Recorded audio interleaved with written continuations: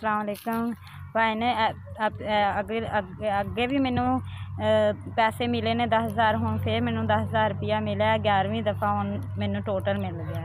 पैसे जेड़ा भी भैन भरा मेरे लिए खलांदा अल्लाह मियां नू सेहत देवे, अल्लाह मियां नू सलामत रखे, ढेर खुशियां दे अल्लाह सोहना नू, ओहदे खजाने इंज ही भरे रहन जिन्हें मैंने माड़ी दी मदद की है तो मैनू दिते ने पैसे। पैसों की मैनू बड़ी उड़ीक होंदी है। मेरे 7 बच्चे ने, 5 बच्चे मेरे पढ़ते भी ने, तो मैनू इस पैसों की बड़ी उड़ीक होंदी है। तो मैं सोचनी हाँ कि जदों पैसे आएंगे तो मैं बच्चों से लाँगी।